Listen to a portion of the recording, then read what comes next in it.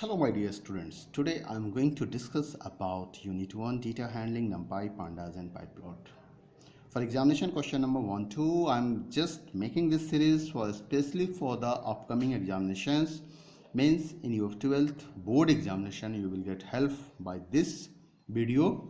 So as you know, in this syllabus current syllabus is changed, I know that, but right now we have to learn about the NumPy, working with the NumPy, then we have to discuss about Pandas, and then plotting with PyPlot 1 and PyPlot 2, these things. So let's just start. Today I'm going to discuss the 30 questions within 10 minutes. I'll try to make it fast, so just move on the questions. This is the first question of multiple choice questions. I want to clarify, this is the Move Fast with Sumita Arora. You can purchase this book if you like this and you want to understand, then you come and watch this video. Okay, so Python package, which stands for the numerical Python, is name used as in Python programs. SciPy is the scientific Python, Pandas is the separate, so NumPy. Numerical Python stands for NumPy, stands for numerical Python. This is the PyPlot, is something different. Next, named group of homogeneous element is referred to as and named group of homogeneous का मतलब होता है similar type elements. List similar type elements allow करता भी है और नहीं भी करता है, क्योंकि आप इसमें कम्बिनेशन कर सकते हैं. ठीक है, सीरीज के अंदर भी ये ऑप्शंस हैं कि आप डेटा को कंबाइन कर सकते हो. ऐसा कोई रेस्ट्रिक्शन नहीं है सीरीज के अंदर में कि आप एक ही तरह का डेटा वहाँ पे डालेंगे. डेटा फ्रेम्स के अंदर में भी मिक्सचर ऑफ डेटा होता है, बट जब आप एरे की बात करते हो पांडास के अंदर में, तो इसका आंसर बनेगा एरे, क्योंकि एरे के अंदर में ये ऑप्शंस है कि आप होमोजेनियस डेटा ही डालोगे, आप डिफरेंट टाइप्स ऑफ डेटा यहाँ पे इंसर्ट नहीं कर सकते हो. नेक्स्ट हम बात करते हैं NumPy arrays. Dimensions are known as, देखिए एन डायमेंशन नाम का कुछ होता नहीं है, डायमेंशंस कहने के लिए होता है, ऐसे कोई वर्ड्स नहीं है. एक्सेस होते हैं, तो एक्सेस की मदद से हम क्या करते हैं, हम ये पता कर सकते हैं कि भाई उसका डायमेंशंस क्या है.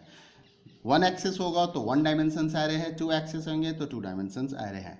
एक्सेस 0 रो के लिए होता है और एक्सेस 1 कॉलम के लिए होता है, इस चीज़ को ध्यान रखना है आपको. ठीक है, इसके बाद बात कर लेते हैं dash is another name of NumPy arrays. NumPy array का दूसरा नाम क्या है, पाइथन एरेज हम कहते नहीं हैं, पी एरेज के नाम से भी नहीं जानते हैं उसे, NumPy डेटा एरेज के नाम से नहीं जानते हैं. उसका सही आंसर क्या मिलेगा आपको, ND एरेज मिलेगा. क्या है सही आंसर, ND एरेज. चलिए अगले क्वेश्चंस पे चलते हैं. मैंने क्योंकि कह रखा है कि 10 मिनट में मैं 30 क्वेश्चन डिस्कस करूंगा, तो I am very fast. If you have any doubts you can put your comment. To create an ND array from a Python list which of the following function would you use. अब NumPy array create करने के लिए देखो, reshape तो change करने के काम में आता है. अगर एग्जिस्टिंग एरे है तो उसके शेप को आप चेंज कर सकते हो, बट आप NumPy ऐसे नहीं लिखोगे, NumPy ऐसे लिखोगे, तब वो रीशेप काम करेगा.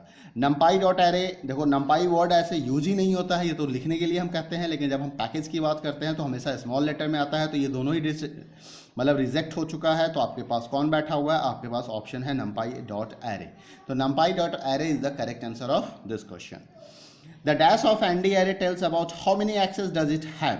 अगर आप शेप की बात करें तो देखो एक्सेस की बात कर रहा है यहाँ पे, शेप से भी हमें ऐसे पता तो चल जाता है, लेकिन शेप नॉर्मली इस पर्पस के लिए होता है कि आपको बताता है कि हर एक एक्सेस में नंबर ऑफ एलिमेंट्स कितने हैं, तो ज़्यादा अच्छा रहेगा, ये डायमेंशन बता देता है. लेकिन हाउ मेनी एक्सेस के लिए हमारे पास हमेशा जो मेथड्स होते हैं उसको हम कहते हैं रैंक मेथड. आइटम साइज से एलिमेंट्स का आइटम साइज पता चल जाता है कि हर एक एलिमेंट्स कितने बाइट्स का है. The number of elements along etch axis of, ध्यान रखना है कि NumPy एरे में जो आइटम होंगे वो सब इक्वल कैटेगरीज के होते हैं, इसलिए सेम साइज के होते हैं. The number of elements along etch axis of ND array can determine through, अभी मैंने बताया था कि शेप से आप ये पता कर सकते हो कि एक एक्सिस के ऊपर कितने एलिमेंट्स हैं. जैसे ही आप शेप लिखोगे ये 3,2 या 4,2 या 5,2 ऐसे करके आपको आउटपुट देगा, तो आपको ये पता चल जाएगा. Which of the following can store different types of elements in them, मतलब इसमें से कौन है जो डिफरेंट टाइप्स ऑफ एलिमेंट्स को स्टोर करता है. जैसे अभी हमने बता दिया है ND एरे क्या है, होमोजीनियस एलिमेंट्स है. तो ND एरे को अगर छोड़ दो तो लिस्ट में भी डिफरेंट टाइप्स आप स्टोर कर सकते हो, टपल में भी आप डिफरेंट टाइप से स्टोर कर सकते हो, और डेटा फ्रेम में भी आप डिफरेंट टाइप स्टोर कर सकते हो. तो आपके पास 3 ऑप्शंस हो गए, list, tuple and data frame, तीनों ही करेक्ट आंसर है. Which of the following can store only homogeneous elements, अभी आपको बता दिया कि ये तीनों तो अलग अलग करते हैं, तो होमोजीनियस कौन रहेगा, ND एरे. तो the option is ND array. In order to use create numpy array, which of the following statements would be correct for adding in your programmer console? मान लो आपको numpy array यूज करना है, तो आप इनमें से कौन सा कोड यूज करना चाहोगे, कौन सा प्रोग्राम कोड आप यूज करना चाहोगे, आपसे ये पूछ रहा है। तो देखिए इंपोर्ट पांडाज से हम नंपाई एरे क्रिएट नहीं कर सकते हैं। इंपोर्ट नंपाई बिल्कुल सही है। इंपोर्ट पांडाज कॉमा नंपाई, देखिए यहाँ पांडाज तो यूजलेस है मेरे लिए क्योंकि मुझे तो नंपाई एरे क्रिएट करना है, तो नंपाई का करेक्ट है, तो ये सही हो गया। इंपोर्ट नंपाई एज एनपी, तो मतलब CBD, ये तीनों ऑप्शन इस करेक्ट हैं पहले ऑप्शन को छोड़ के। उसके बाद dash of ND array tells about the number of elements along each, तो the dash of ND array tells about the number of elements along each axis of it। तो डैश ऑफ ND array तो मैंने क्या बताया था, अभी आपको पीछे बताया था कि उसके लिए हम शेप को यूज करते हैं। शेप हमें क्या बताता है, डायमेंशन बता देता है कि मतलब टपल्स के फॉर्म में ये आउटपुट देगा, उससे पता चल जाता है कि भाई किसमें कितने किस एक्सिस पे कितने एलिमेंट्स हैं। Consider the statement AR+2, AR यहाँ पे एरे को एज्यूम किया जा रहा है। What should be the type of AR, अगर मैं इसको नंपाई एरे मान लूँ, क्योंकि AR+2 आप लिस्ट के साथ तो नहीं लिख सकते हो, टपल्स के साथ भी ऐसा अलाउड नहीं है, वेक्टराइज ऑपरेशन अलाउड ही नहीं है ना। तो आप लिस्ट के साथ भी वेक्टराइज ऑपरेशन नहीं कर सकते हो, टपल्स के साथ भी नहीं कर सकते हो, तो आपके पास क्या ऑप्शन मिलता है, या तो आप ND एरे बोल दो या नंपाई एरे बोल दो। यहाँ पे नंपाई एरे को मैं सही इसलिए मान रहा हूँ क्योंकि बोलचाल की भाषा में मुझे नंपाई एरे ही कहते हैं, तो ये दोनों ऑप्शन आपका सही होगा। Which of the given type supported vectorized operations, अभी मैंने आपको बताया वेक्टराइज ऑपरेशन कौन सपोर्ट नहीं करता है, लिस्ट नहीं करता है, टपल्स नहीं करता है, तो बचा कौन यहाँ पे, स्ट्रिंग भी नहीं करता है, तो बचा कौन है, ND एरे, तो option is ND array. The rank 2 ND array, अब रैंक 2 का मतलब क्या है, उसके दो एक्सिस होंगे, रैंक 1 का मतलब हो गया एक एक्सिस है, रैंक 2 का मतलब हो गया 2 एक्सिस है, तो इसका मतलब वो 2 डायमेंशनल एरे है। ठीक है, मल्टी डायमेंशनल आप नहीं कह सकते हो क्योंकि यहाँ पे एक्यूरेट 2 डायमेंशनल दिया होगा, अगर 1 और मल्टी दिया होता तो हम मल्टी को टिक लगा देते, लेकिन यहाँ पे 2 दिया हुआ है इसलिए 2 हमारा करेक्ट आंसर होगा। उसके बाद क्वेश्चन देखो, which of the following is not a legal way to create NumPy array, कहता है कि कौन सा फॉलोइंग वे है लीगल नहीं है नंपाई एरे क्रिएट करने के लिए। तो NumPy dot array legal way है। NumPy dot linear space, linear space का मतलब होता है कि आप दो वैल्यू के बीच में specified number of values generate करवा सकते हो और वो लीनियरली गैप्ड होंगे, स्पेस्ड होंगे। अरेंज, नंपाई अरेंज मेथड का ही मॉडिफाइड फॉर्म है अरे अरेंज, तो ये भी सही है। तो ये ऑप्शन जो दिख रहा है नंपाई डॉट ND एरे, ऐसा कोई मेथड नहीं है हमें, नंपाई डॉट एरे है, ND एरे करके कोई मेथड नहीं है हमारे पास, तो this is the wrong answer. To generate a NumPy array, अगर आपको नंपाई एरे जनरेट करना है from given limits and number of elements required dash method is use, तो यहाँ पे आपको क्या करना होगा, आपको यूज करना होगा नंपाई dot array, नंपाई array from given limits number of elements, तो हमें नंपाई डॉट लीनियर स्पेस अभी मैंने आपको बता दिया। To create a 2D array from existing 1D array you can use dash function, तो create 2D array from an existing 1D array you can use, तो existing array से कोई functions मतलब उसको 2D एरे में कन्वर्ट करने के लिए हमें क्या यूज करना होता है, हम रीशेप मेथड को यूज करते हैं। ये मेथड्स हैं जो रेंज मेथड्स की तरह काम करता है। Linear space array single array create करेगा, फ्रॉम इटरेटर मतलब किसी इटरेटेबल कंपोनेंट से एरे क्रिएट कर सकते हो, लेकिन रीशेप क्या है, शेप को चेंज करने के काम में आता है, 1D को 2D में बदल देते हैं।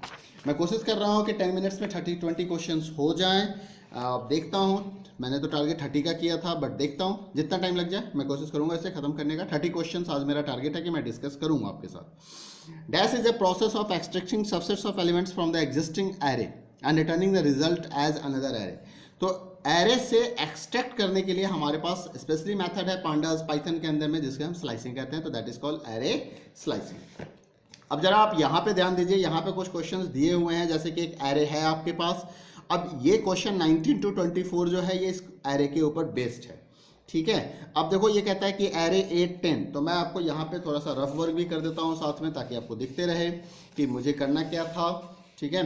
तो चलो ये काम से हम कर लेंगे, देख लेते हैं। अभी हम यहाँ पे लिख देते हैं, तो हमारे पास जो एरे है, इस एरे की हम बात कर ले तो ठीक है। तो पहले इस एरे को देख लेते हैं, फिर हम बात करते हैं इसके बारे में। तो एरे क्या है आपके पास, आपने एक एरे जनरेट किया हुआ है और उस एरे के अंदर में जो एलिमेंट्स हैं उसको लिख लेते हैं 2, 4, 6, 8, 10, 12, 14 एंड 16।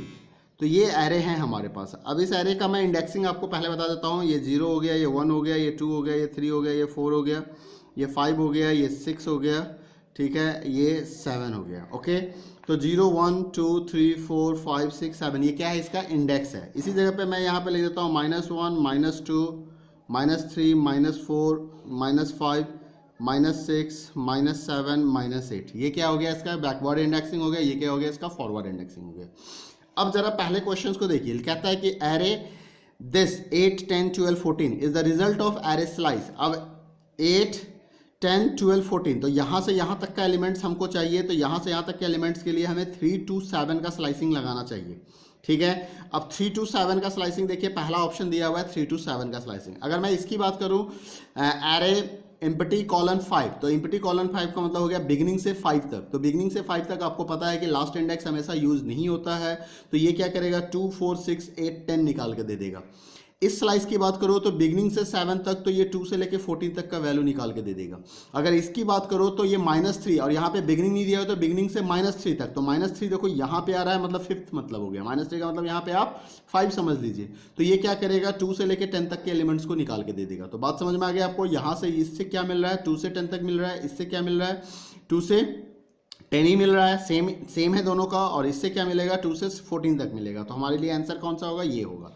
नेक्स्ट क्वेश्चन को देखिए जरा सा, क्या कह रहा है कि एरे 2 4 6 8 10, अब 2 4 6 8 10 चाहिए, स्लाइस करना है। तो देखिए 2 4 6 8 10 मतलब 5 तक की स्लाइसिंग लगा दें, 0 से 5 तक की स्लाइसिंग लगा दें तो हमारा काम बन जाएगा। 3 से 7 में आपको नहीं मिलना है, क्योंकि स्टार्ट 3 से होगा एंड 7 तक जाएगा, मतलब यहाँ तक आएगा, तो खत्म कहानी। तो 0 से 5 तक हो जाएगा। और अगर आप इसके 2 4 6 8 की बात करें तो आप इस वाले ऑप्शन से भी ये आंसर निकाल सकते हैं, क्योंकि 0 से -3 से भी हमें वही वैल्यू मिलने वाला है, ठीक है। क्योंकि ये 5 तक की है तो यहाँ तक का एलिमेंट्स मिल जाएगा 10 तक का, 2 से 10 तक। 0 to 7 से आपको नहीं मिलने वाला है, क्योंकि 2 से 14 तक आपको डेटा मिलने वाला है वहाँ से। नेक्स्ट क्वेश्चंस की बात करें, थोड़ा टाइम लिमिट्स को हम बियॉन्ड जा रहे हैं, बट आप मेरे साथ रहिएगा क्योंकि आपके लिए बहुत फायदेमंद है ये वीडियो। एरे 10 12 14 16, 10 12 14 16 के लिए क्या है, is the result of array slice. अब ये देखो 10 12 14, अब 10 को पकड़ो यहाँ से 10 12 14 16, यानी कि आपको 4 से 8 तक का स्लाइस करना है, 4 से 8 तक का, क्योंकि 16 चाहिए तो हमें 8 तक जाना होगा। हमें पता है कि आउट ऑफ इंडेक्स हो जाएगा, बट ऐसा कोई एरर नहीं आएगा, तो आपको 4 से 8 तक जाना होगा, तो 4 से 8 का ऑप्शन होगा। 0 से 5 करोगे तो यहीं तक रुक जाओगे, 2 से 10 तक। 4 से 7 करोगे तो आप 10 से 14 तक ही रुक जाओगे, आपको 16 नहीं मिलेगा। और 4 to एंड करोगे तो भी काम हो जाएगा, क्योंकि 4 से एंड तक चला जाएगा। एंड एम्प्टी है, मतलब ये लास्ट वैल्यू तक जाएगा। तो ये ऑप्शन है आपके पास सी, और ऑप्शन है आपके पास डी। नेक्स्ट क्वेश्चंस को देखते हैं 2 4 6, तो 2 4 6 के लिए स्लाइस अगर करना होगा तो ये 0 1 2, तो 0 1 2 तो देख लो 0 से 3 बिल्कुल सही है। 3 तो ये 3 ऑनवर्ड हो गया ना, तो 8 से आगे दे देगा, तो इसको खत्म कीजिए। -5 कर देते हैं, तो -5 का मतलब 0 से -5, तो -5 इसको कह रहे हैं, तो इसका मतलब यहाँ से यहाँ तक का। तो देखिए ये भी आंसर सही है और आपका ये भी आंसर सही है। नेक्स्ट क्वेश्चन को अगर आप देखते हैं ध्यान से देखिएगा, अगला क्वेश्चन कहता है 2 7 2, ये एरे स्लाइस लिखा हुआ है, क्या आउटपुट देगा। तो यहाँ पे देखिए स्टार्ट तो 2 है, एंड 7 है, स्टेप 2 है। स्टार्ट 2 है मतलब यहाँ से स्टार्ट होगा, एंड 7 है तो यहीं तक रुक जाएगा, और 2 के डिफरेंस पे, तो 6 10 14, 6 10 14, तो 6 10 14 आपको ये आउटपुट मिलने वाला है, बाकी कोई आउटपुट नहीं मिलेगा। Array colon empty colon -3, empty colon -3 अभी आपको मैंने बताया था -3 यानी कि यहाँ तक, तो बिगिनिंग खाली है इसका मतलब ये 0 को लेगा, और 0 से यानी कि 5 तक।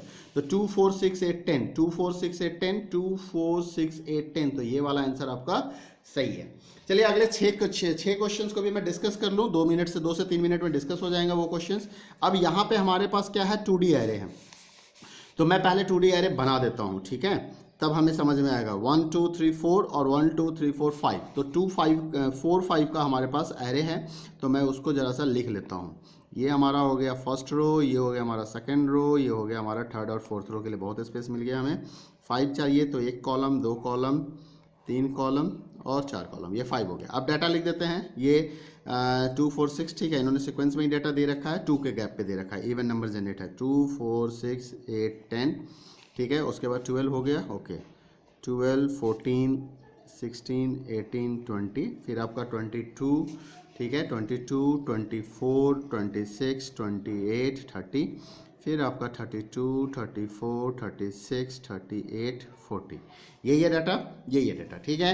अब यहाँ पे ये इंडेक्स 0 1 2 3 और ये हो गया 0 1 2 3 4, ठीक है। माइनस इंडेक्सिंग की जरूरत है तो लिख दीजिए -1 -2 -3 -4 -5, यहाँ पे लिख दीजिए -1 -2 -3 -4। तो हमने सारे इंडेक्स लिख दिए यहाँ पे। अब ये हमारा एरे है और इस एरे का नाम ARY मान लीजिए, ARY एरे का नाम है, ठीक है। अब ये क्वेश्चंस को ज़रा ध्यान से देखिए। अब कुछ क्वेश्चंस हैं यहाँ पे जो 25 to 30 क्वेश्चंस हैं वो बेस्ड हैं इस क्वेश्चंस के ऊपर। क्वेश्चंस क्या कह रहा है कि एरे 1 कॉलन 3, देखिए इसमें दो स्लाइस हो गया, फर्स्ट स्लाइस और सेकंड स्लाइस। फर्स्ट स्लाइस रो पे काम करेगा, सेकंड स्लाइस कॉलम पे काम करेगा, ठीक है। तो एरे 1 कॉलन 3 कॉमा 3 कॉलन 5। अब एरे 1 कॉलन 3, तो 1 कॉलन 3 का मतलब क्या हो गया कि आपका ये वाला पार्ट सेलेक्ट हो गया, ये पार्ट सेलेक्ट हो गया, ओके। 3 कॉलन 5, 3 कॉलन 5 का मतलब हो गया कि 3 से 5, 5 तो है नहीं, तो 3 से 5 यानी कि ये वाला रेंज सेलेक्ट हो गया। अब इसके और इसके बीच का जो रेंज निकल के आ रहा है वो देखिए, ये रेंज ये निकल के आ रहा है। क्या निकल के आ रहा है? ये वाला रेंज निकल के आ रहा है 18, 20, 28, 30। तो आंसर क्या होगा? 18, 20, 28, 30। तो this one is your answer. समझ गए मेरी बात को? कैसे मैंने निकाला एरे, इसने 1 2 3 कहा था, 1 2 3 के लिए हमने इसको ले लिया, 3 से पहले रुक गए। और यहाँ पे 3 2 5 कहा था, 5 है नहीं तो 3 2 4 पे रुक गए। अब ये और ये, तो इसका कॉमन वैल्यू कहाँ से निकल के आएगा? ये वाला कॉमन वैल्यू है, तो ये आउटपुट आपको मिलने वाला है। नेक्स्ट है, नेक्स्ट क्वेश्चन को ध्यान से देखिएगा। क्या क्वेश्चन कह रहा है? Which of the following array slice will produce the result as. अब ऐसा रिजल्ट कौन देगा? देखिए ये एरे के अंदर एरे है, मतलब ठीक है 2D एरे है। तो अब यहाँ से इसने क्या किया, पूरा का पूरा ये रो निकाल के दे दिया हमें, ये पूरा रो आउटपुट में है। तो इसके लिए अब एरे 2 कॉलन 1 लिखते हो तो 2 कॉलन -1 लिखते हो, तो 2 से -1 की तरफ जाना है, तो ये इधर, और स्टेप क्योंकि प्लस है तो ये दिक्कत हो जाएगी, यहाँ पे ये काम नहीं करेगा, ठीक है। -1 to 2, -1 से 2 की तरफ जाना है, तो -1 ये हो गया और 2 ये हो गया। तो यहाँ पे स्टेप कुछ दिया हुआ नहीं नेगेटिव, तो यहाँ भी मुझे प्रॉब्लम आने वाली है। इसको ज़रा देखो, 1 2 -2, 1 से -2 बोलते हैं तो इसको बोलते हैं, और 1 का ये मतलब हो गया, तो -2 का मतलब 2 हो गया। तो आप बैक फॉरवर्ड मूवमेंट ले रहे हो तो ये सही है। तो ये क्या करेगा, पूरा का पूरा ये रो निकाल के हमें दे देगा, ठीक है। -2 से -1 करोगे तो आपको ये वाला रो मिलने वाला है। -2 से -1 करोगे, यहाँ भी नेगेटिव इंडेक्सिंग 1 पॉजिटिव की तरफ आप जा रहे हो, तो -2 से -1 तो ये सेलेक्ट हो जाएगा, ठीक है। ये सेलेक्ट होगा, ये सेलेक्ट नहीं होगा, लेकिन यहाँ पे -1 स्टेप भी आना चाहिए था, तो ये प्रॉब्लम है। तो आपका करेक्ट आंसर क्या हो गया? ये आंसर आपका करेक्ट हो गया। अगला क्वेश्चन देखते हैं, क्वेश्चन नंबर 27। मैंने 30 क्वेश्चंस की प्रॉमिस की थी, 30 क्वेश्चंस के हम पास ही हैं। अब कहता है कि एरे, अब देखो ये आउटपुट निकल रुका है, ये निकाल रखा है इसने, तो पूछ रहा है ये रिजल्ट किसका है। तो जरा सा 14 20 को ढूंढ लेते हैं, 14 और 20, तो 14 यहाँ पे है, 20 यहाँ पे है, ठीक है। उसके बाद 34 और 40, तो 34 यहाँ पे और 40 यहाँ पे है। तो इसका मतलब अगर देखा जाए तो हम पहले रो की बात कर ले, तो रो में तो हमें 1 नंबर रो चाहिए और 3 नंबर रो चाहिए, ठीक है। उसके बाद कॉलम की बात करें तो कॉलम में भी हमें 1 नंबर कॉलम चाहिए और हमें 4th नंबर कॉलम चाहिए। तो पहले रो को देखें, तो रो में इंडेक्सिंग क्या होना चाहिए? 1 से 4 तक का होना चाहिए और स्टेप 2 का होना चाहिए। तो 1 से 4 और स्टेप 2 का, तो 1 से 4 स्टेप 2 का, तो 1 से 4 स्टेप 2, 1 से 4 स्टेप 2, ये दोनों ही ऑप्शन सही हो रहा है, ठीक है। यहाँ तक तो सही हो रहा है। अब इसको देखिए, ये 1 से 5 तक होना चाहिए और स्टेप 3 का होना चाहिए, 1 + 3 4, तो 1 से 5 तक का होना चाहिए। तो अब ये देखिए 1 से 5 यहाँ है, लेकिन यहाँ 1 से 3 और स्टेप 5 का दे रहा है, तो गलत हो गया। तो this one is the correct answer. समझ में आ गया आपको ये बात?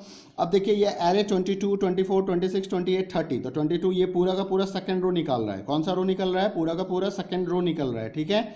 अब इसके लिए स्लाइस क्या करोगे? आपको क्या करना है? सेकंड रो निकालना है। तो सेकंड रो का इंडेक्स वैल्यू -2 भी है और सेकंड रो का इंडेक्स वैल्यू 2 भी है। इसने क्या लिखा यहाँ पे? सीधा एरे 2 लिख दिया, तब भी हमारा ये सेकंड इंडेक्स आ जाएगा। एरे -2 लिख देंगे, तब भी हमारा डायरेक्ट हम डायरेक्ट रो के सारे एलिमेंट्स को इंडेक्स कर सकते हैं विदाउट स्लाइसिंग, ठीक है। ये हो गया, समझ में आ गया आपको बात?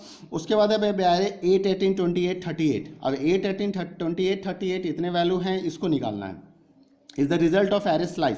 अब देखो ये 8, 18, 28 जो है वो यहाँ से निकला हुआ है, इस वैल्यू का है, ये डाटा है यहाँ पे 8, 18, 28। तो इसके लिए क्या करना होगा? थर्ड चाहिए हमें, तो हमें कॉलम को एक्सेस करना होगा, ठीक है। तो देखिए उसके लिए क्या होगा? रो वाले को एम्प्टी करना पड़ेगा। इसने रो को एम्प्टी नहीं किया इसलिए गलत है, ये भी नहीं है। तो यहाँ पे इसने रो को एम्प्टी कर दिया और कॉलम में 3 लिख दिया। तो रो मतलब सीधा मुझे थर्ड कॉलम चाहिए। तो इस तरीके से इसने थर्ड, और इसका वैल्यू -2 है, तो ये दोनों ही ऑप्शन देखिए, यहाँ भी ये -2 इंडेक्स पे और या 3 इंडेक्स पे है, तो दोनों ही आंसर, या तो हम डायरेक्ट इसको एक्सेस करें, तो this and this both are the correct answer. Last question है, क्वेश्चन नंबर 30 की बात कर रहे हैं। क्वेश्चन नंबर 30 में क्या दिया हुआ है कि एरे 3 कॉमा 3 कॉमा मतलब थर्ड रो पे जाना है तो दिस रो की बात कर रहा है। स्टार्ट कॉलन -1, तो -1 का मतलब क्या होता है, अगर आपने कुछ वैल्यू नहीं दिया तो निगेटिव इन्वर्स कर देता है, अपोजिट में आउटपुट देगा। तो थर्ड कॉलम का ये आउटपुट हमें देगा और अपोजिट में देगा। तो थर्ड कॉलम में हमारे पास वैल्यू क्या है, ये है थर्ड रो में वैल्यू क्या है 40 38 है, और ये अपोजिट में आएगा तो 40 38 36 32। देखिए कौन सा आंसर है, तो this is the answer number B. तो ये रहा आपका टोटल 1 से 30 क्वेश्चन। मैंने 30 क्वेश्चन आज डिस्कस किए जो नंपाई चैप्टर्स पे हैं और अपकमिंग एग्जाम के लिए काफ़ी इंपॉर्टेंट है। वीडियो पसंद आ गया हो तो लाइक कीजिएगा, शेयर कीजिएगा, चैनल सब्सक्राइब नहीं किया है तो सब्सक्राइब कर लीजिएगा। Thank you, bye bye, take care, all the best.